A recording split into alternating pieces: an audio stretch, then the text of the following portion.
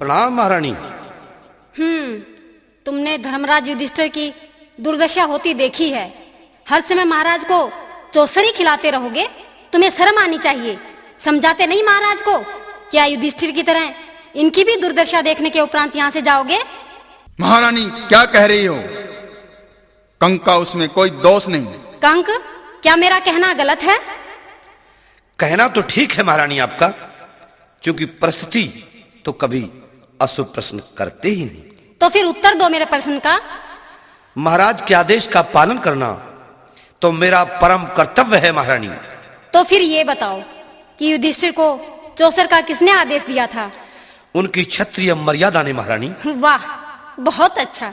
क्या क्षत्रिय मर्यादा ने यह भी आदेश दिया था कि अपने राज्य के साथ साथ अपने भ्राता और पत्नी को भी दांव पर लगा दिया जाए? मेरा मन तो इस संशय में डामाडोल है कि वे कैसे धर्मराज हैं जो यश अभयश और लाभ हानि का ख्याल भी नहीं कर पाए।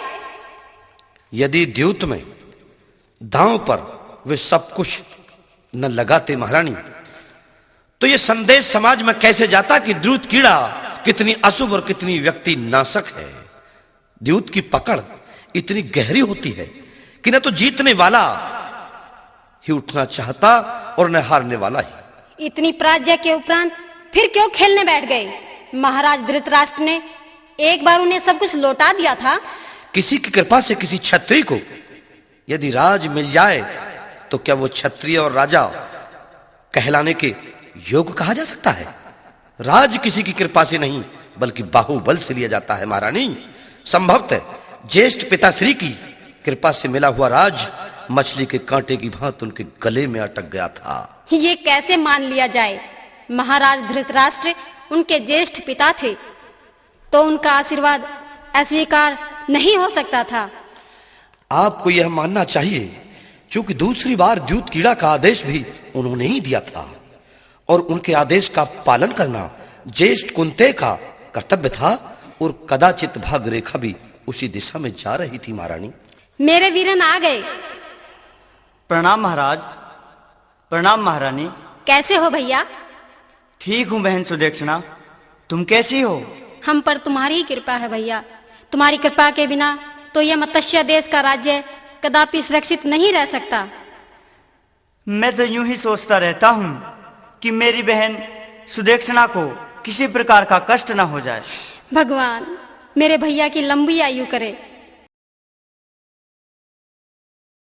तुमसे एक बात पूछना चाह रही थी कि तुम्हारे ये केस जो इतने मुलायम और इतने लंबे हैं, तुम इनका ध्यान क्यों नहीं रखती?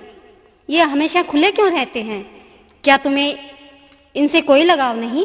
महारानी, पहले मैं इन्हें बांधे रखती थी, फिर अब इस तरह से ये खुले केस क्यों छोड़ रखे हैं, जैसे ये केस तुम्हारे नहीं किसी और के हैं?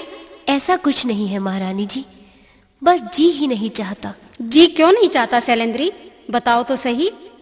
महारानी, मैं यहाँ आने से पहले इंद्रप्रस्थ की पटरानी द्रौपदी की सेवा में रहा करती थी।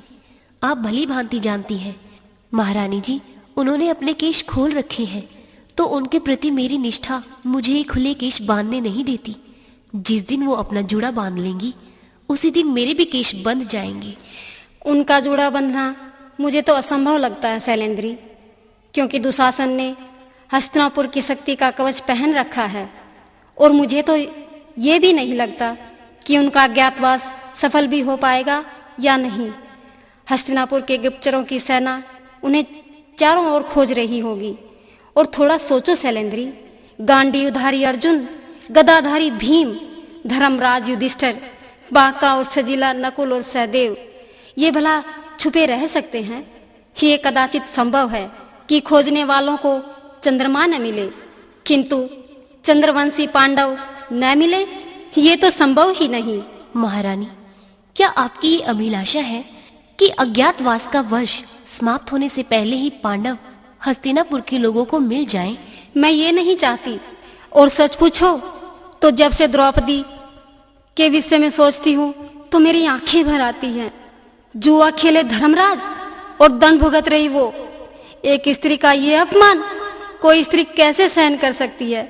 कभी कभी तो मेरा मन करता है कि श्राप दे दूं धर्मराज नहीं को। महारानी जी, ईश्वर को साक्षी मानते हुए ऐसा ना करना। दोष न तो धर्मराज का है और न ही द्रौपदी का। जो भी कुछ हुआ उसमें थोड़ा बहुत हाथ द्रौपदी के अभिमान का भी था। और ये भी तो हो सकता है आगे जो कुछ होने वाला है ये उसकी भूमिका हो। भाषा तो तुम छत्राणियों जैसी बोलती हो शैलेंद्री। मुझे महाराज द्रौपद के राजभवन में ये ही शिक्षा सिखाई गई थी महारानी। अच्छा, तो तुम जब से द्रौपदी के साथ हो?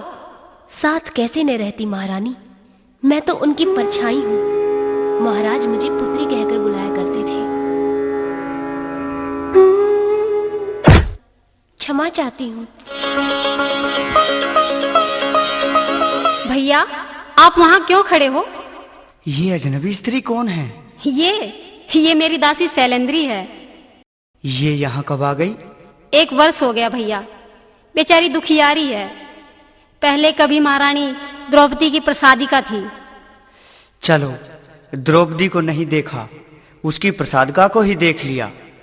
इस सुंदर कामनी के सौंदर्य में तो अग्नि जैसी लपट लगती हैं। जब निकट से गई तो एक हाथ सी लगी। भैया, क्या कह रहे हो आप? मैं सच कह रहा हूं बहन। उसकी चाल की शालीनता देखी? दासियां ऐसे नहीं चलती बहन। ये तो देवियों के चलने की शैली है। तुमने इसे दासी बनाकर अन्याय की भागीदारी की है।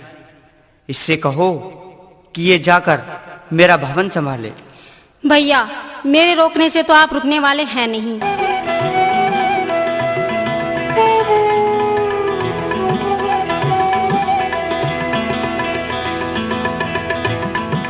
शैलेंद्री, तुम यहाँ अकेली क्यों बैठी हो? इस सुंदर वाटिका में खिले हुए सारे फूल तो तुम्हारे अद्भुत सौंदर्य से जल रहे होंगे। सुदेक्षणा भला तुम्हारे सौंदर्य को क्या मान सम्मान दे सकती है? तुम्हारे इस मुखड़े के दर्शन कर लेने के उपरांत अब मैं पूर्णमासी के चंदा की तरफ कभी नहीं देखूंगा। क्या कह रहे हो आप? शर्म नहीं आती आपको?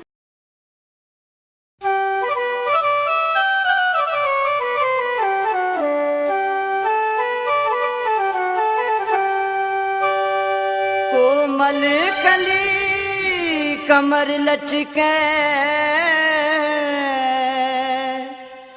उड़ रही सुगंध गात में। तेरा रूप अनूप सौंदर्य जन चंदा खिला रात में। तेरा रूप अनूप सौंदर्य जन चंदा खिला रात में। कोमल कली कमर लचके उड़ रही सुगंध गात में। रूप अनूप सौंदर्य जन चंदा खिला रात में। तेरा रूप अनूप सौंदर्य जन चंदा खिला रात में।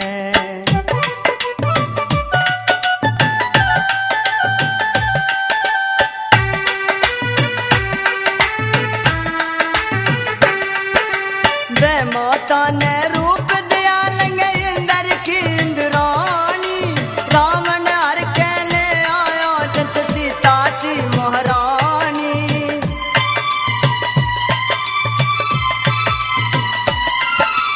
वीर सुकन्या सी लांगे जो बन में भरी जवानी। वर्णन करूं रूप का कैसे सूरत घनी सुहानी। सूरत घनी सुहानी। चाल चाल मस्तानी सी बल कई कई पड़े गात में। तेरा रूप अनूप सौंदर्य जन चंदा खिला रात में। तेरा रूप अनूप सौंदर्य जन चंदा खिला रात में।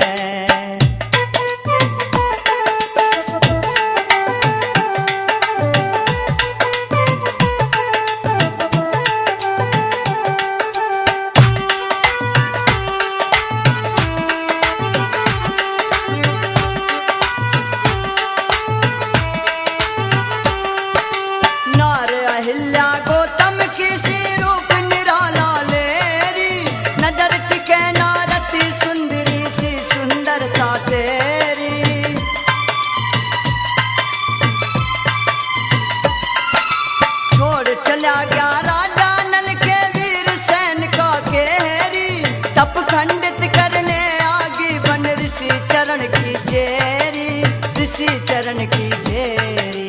लगे सुहागन सोने के, रही कंगन पैर हाथ में, तेरा रूप अनूप सौंदर्य चंदा खिला रात में, तेरा रूप अनूप सौंदर्य जन चंदा खिला रात में।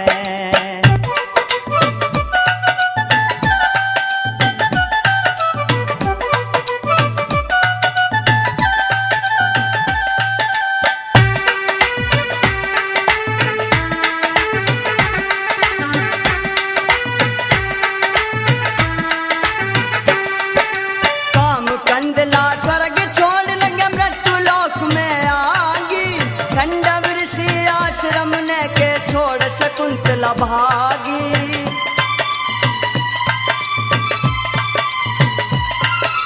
सुगढ़ सुंदरी मचकंदा फिर घाट छोड़ निर्भागी, के सुगरी विक्री माँ वाली जान मने तरसागी, जान मने तरसागी। कौन डिगर गया तने छोड़ के अड़चन पड़ी बात में, तेरा रूप अनूप सौंदर्य जन चंदा खिला रात में, तेरा रूप अनूप सौंदर्य जन चंदा खिला रात में।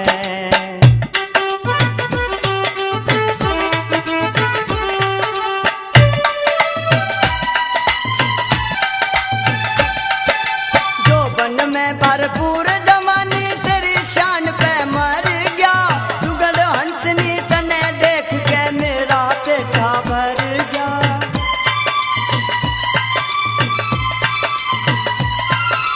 चंद्रमुखी तस्वीर वीर तन मेरा हृदय भर गया, लोक लाज कर ध्यान धर्म का ऋषि पाल भी तेर गया, ऋषि पाल भी तेर गया।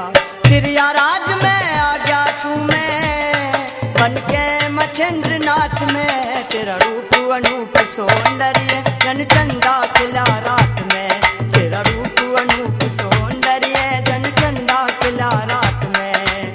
कोमल कली कमर लचके उड़ रही सुगंध गात में, तेरा रूप अनूप सौंदर्य जन चंदा खिला रात में, तेरा रूप अनूप सौंदर्य जन चंदा खिला रात में, तेरा रूप अनूप सौंदर्य जन चंदा खिला रात में। निसंदेह तुम्हारे इस सुंदर मुखड़े से भिक्षा में चांदनी पाई होगी। तुम दासी तो नहीं हो सकती शैलेंद्री। हाँ, तुम कमल पर बैठी संभवतः उर्वशी हो सकती हो, या तुम प्रेम की देवी रति हो सकती हो।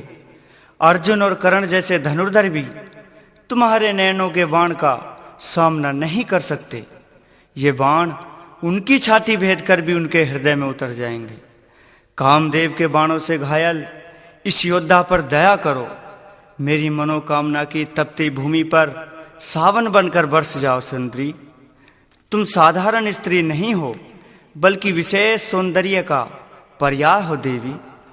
तुम्हारे लिए मैं संसार की प्रत्येक वस्तु को त्याग दूंगा, परंतु मेरे हार्दिक अभिलाषा का दमन नहीं होना चाहिए। हे महारथी, मैं तो मात्र शैलेंद्री ही हूं, एक साधारण प्रसादिका। मैं इस आदर के योग्य नहीं। मनुष्य वही है महायोद्धा जो अपने वैवाहिक जीवन की खिंची हुई लक्ष्मण रेखा का उल्लंघन ना करे। धर्मानुसार दूसरों की पत्नियों का आदर करना चाहिए और माँ बहनों की भांति उनकी रक्षा की ओर ध्यान देना चाहिए। मैं भी एक ब्याहता स्त्री हूँ। मेरे सर पर भी मर्यादा और रिश्ते की ओढ़नी है, और सेनापति होने के नाते उस ओढ़नी की रक्षा करना आपका परम कर्तव्य है। ये सब बातें मैं भली भांति जानता हूँ, किंतु तुम्हें पाने के लिए मैं अपने धर्म को त्याग सकता हूँ और तुम्हें तुम्हारे धर्म के हाथों से छीन सकता हूँ। मुझे ठुकराकर तुम अच्छा नहीं कर रही हो दासी। मैं यहाँ का राजा नहीं हूँ, परंतु इस सारे राज्य की राजनीति की नदी मेरी भुजाओं से निकलती है। आप स्वयं अपने जीवन के शत्रु क्यों बनना चाहते हो सेनापति कीचक? मैं दासी अवश्य हूँ, परंतु असहाय और अनाथ नहीं हूँ। मेरे भी रक्षक हैं। इस वाटिका के अपमान की यदि उन्हें कानों कान भनक भी लग गई ना, तो मेरी महारानी को आपके शव पर रोना पड़ेगा। मेरी विनती तो ये है कि आप अपनी मृत्यु को अकाल मृत्यु का रूप मत दीजिए सेनापति। मैंने आपकी बहन का नमक खाया है। मैं उनके भाई की मृत्यु का कारण नहीं बनना चाहती। मेरी प्रतिष्ठा, अस्तित्व एक पहाड़ तुल्य है। आप यदि इससे टकराएंगे तो पहाड़ का तो कुछ नहीं बिगड़ने वाला, किंतु आपका शरीर टुकड़ों में बिखर जाएगा। भैया, प्रिय बहन, यदि तुम ये चाहती हो कि मैं जीवित रहूं तो अपनी दासी को समझाओ कि वो मेरी मनोकामनाओं और भावनाओं का स्वागत करे, क्योंकि यदि उसने ऐसा नहीं किया तो मैं आत्महत्या कर लूंगा।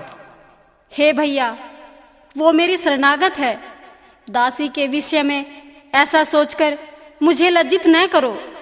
यदि तुम्हें अपने जीवन से और अपनी बहन से प्यार है तो अपने हृदय से इस तरह की भावना को इस तरह से निकाल फेंको जैसे किसी मिथ्याचारी दास को निकाल दिया जाता है।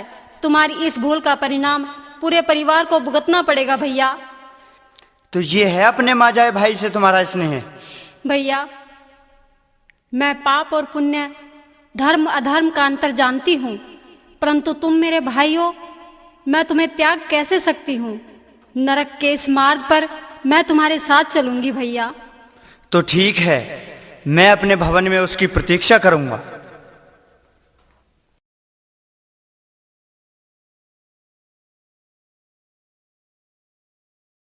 महारानी की जय हो। दासी आओ, मैं तुम्हें बुलवाने वाली थी। आदेश करिए महारानी जी। दासी, तुम एक बार मेरे भैया के कक्ष तक चली जाओ और महाराज के लिए मदिरा लेकर आओ। आप कैसे भूल रही हो महारानी कि मैं भी किसी की एक पत्नी हूँ। मदिरा लाने के लिए कृपया किसी और दासी को भेज दीजिए।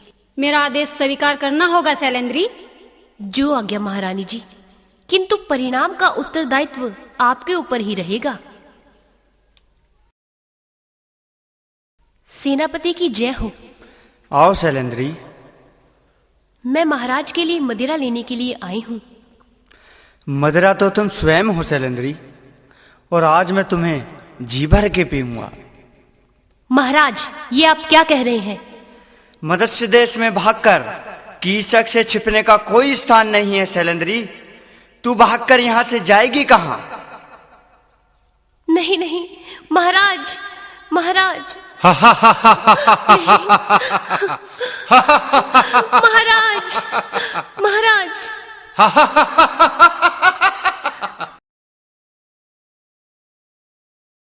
महाराज, महाराज।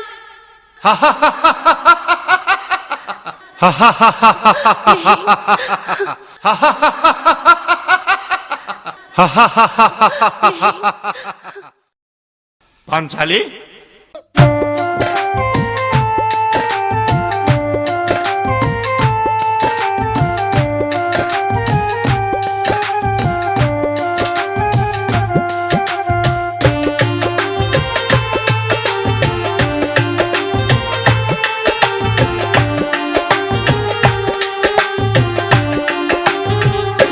भीम यहाँ क्यों आए, जुल्म तुमने ढाए, चुपके से जाओ जल्दी भाग, सब खुल जागा भरम।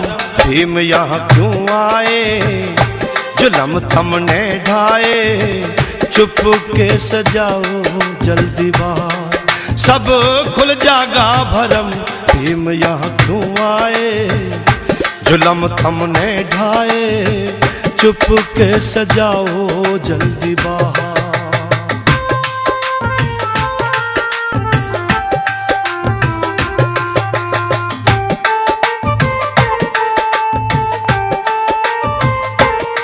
सभा जुड़ी हुई है भैया राजा के राजभवन में, क्यों चला यहाँ तू आया, के आई तेरे मन में।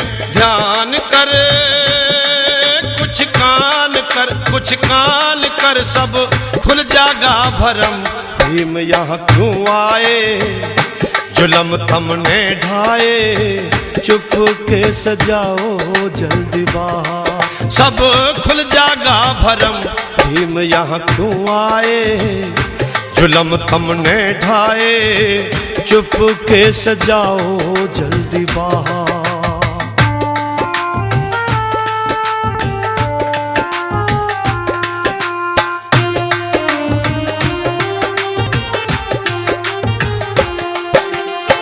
याद नहीं के तन्ने रह रे अज्ञात बास में। साल 13वां भैया दिन रह रे अंतमास में। जान ले पहचान ले पहचान ले सब खुल जागा भरम। भीम यहाँ क्यों आए जुलम थमने ढाए। चुप के सजाओ जल्दी बार सब खुल जागा भरम। भीम यहाँ क्यों आए जुलम थमने ढाए। चुप के सजाओ जल्दी बार।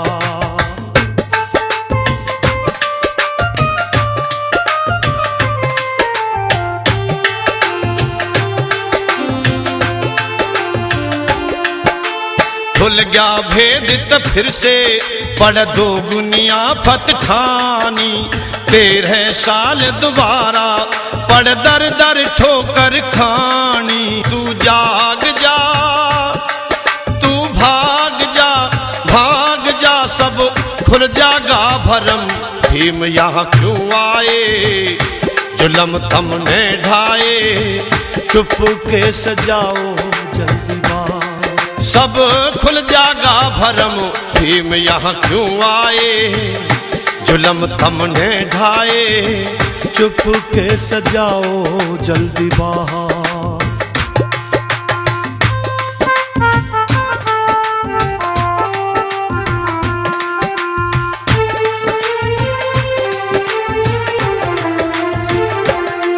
चाल्या जा रही धन लेने कहीं भी हड़ जंगल बन में। ध्यान लगा के सुन ले हम बंधे हैं सत्य वचन में। ख्याल की ऋषिपाल की सब खुल जागा भरम। भीम यहाँ क्यों आए जुलम थमने ढाए। चुप के से जाओ जल्दी बाहर सब खुल जागा भरम।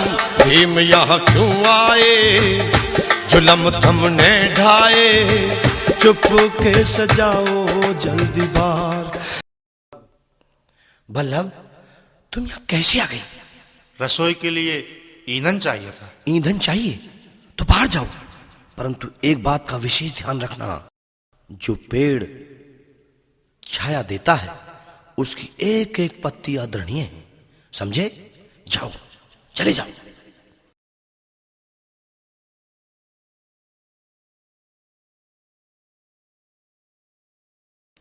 प्रजा राजा की संतान के बराबर होती है महाराज। राज मुकुट के साथ ये प्रतिज्ञा भी जुड़ी होती है कि राजा प्रजा की सुरक्षा के लिए उत्तरदायी है। जिस राज सिंहासन पर आप विराजमान हैं महाराज, ये धर्म का स्थान है। मैं एक असहाय नारी हूँ, मेरी रक्षा कीजिए। मैं सेनापति कीचक पर ये आरोप लगा रही हूँ कि इसने मेरे अस्तित्व के चांद पर ग्रहण लगाने का प्रयास किया है, और वो भी यहाँ महाराज के सामने। उसने मुझ पर हाथ उठाया जिसकी साक्षी स्वयं महाराज की आंखें हैं, और वो आंखें जो यहाँ उपस्थित है मेरे अपमान का साक्षी ये लहू भी है जो मेरे निर्दोष होठों से बह रहा है। क्या आप मेरे इन साक्षियों का कहना मानकर अपने सेनापति कीचक को अपराध का दंड देंगे महाराज? हे मत्स्य नरेश, क्या आप भी हस्तिनापुर नरेश की भांति एक नारी का अपमान चुपचाप सहन कर जाएंगे? हे सेनापति कीचक, तुम्हें यह शोभा नहीं देता। आप लोग ये ना समझें कि शैलेंद्री का अपमान करने वाला जीवित रह सकता है। महादेव की सौगंध, हे मत्स्य नरेश, क्या आपका धर्म इस कीचक को बस यही दंड दे सकता है कि आप उसे केवल यही कह दें कि तुम्हें ये शोभा नहीं देता?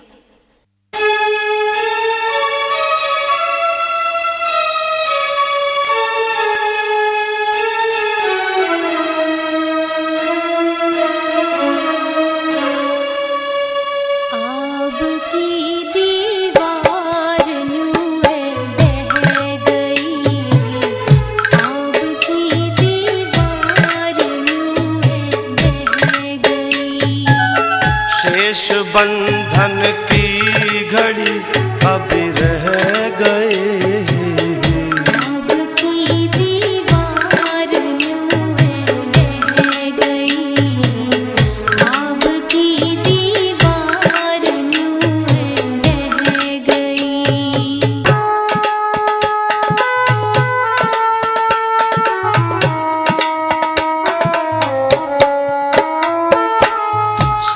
की तू घूंट पी जा द्रौपदी,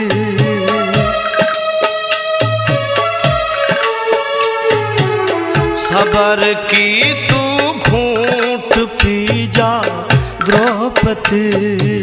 कभी सहन भी न कर सके थे बेइज्जती, अब सती की आबरू सब बह गई, अब सती की आबरू सब बह गई। शेष बंधन की घड़ी अब रह गई, आब की दीवार न्यूं बह गई, आब की दीवार न्यूं बह गई।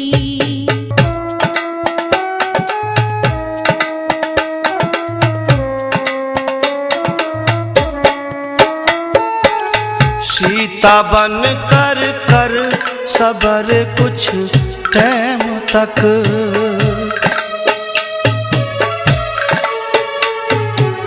सीता बन कर कर सबर कुछ टाइम तक। छतरी हो के भूले नीति नेम तक, थारे कारण दुख अभागन सह गई, थारे कारण दुख अभागन सह गई। शेष बंधन की घड़ी अब रह गई, आब की दीवार न्यूं बह गई, आब की दीवार न्यूं बह गई।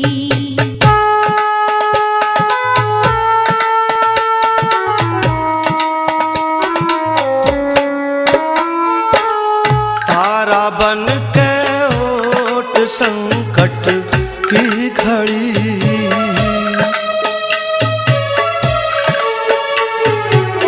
तारा बन के ओट संकट की घड़ी। झील रही ना चोट पापी की पड़ी, क्रोध की अग्नि में काया दह गई, क्रोध की अग्नि में काया दह गई। शेष बंधन की घड़ी अब रह गई, आब की दीवार न्यूं बह गई, आब की दीवार न्यूं बह गई।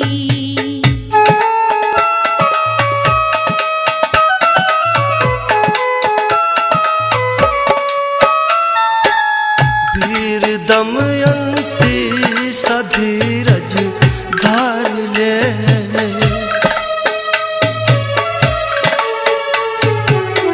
वीर दमयंती सधीरज धार ले। चाहे कोई आब मेरी कारने, लेखनी ऋषिपाल कीनु बह गई, लेखनी ऋषिपाल कीनु बह गई। शेष बंधन की घड़ी अब रह गई, आब की दीवार न्यूं बह गई, आब की दीवार न्यूं बह गई। शेष बंधन की घड़ी अब रह गई।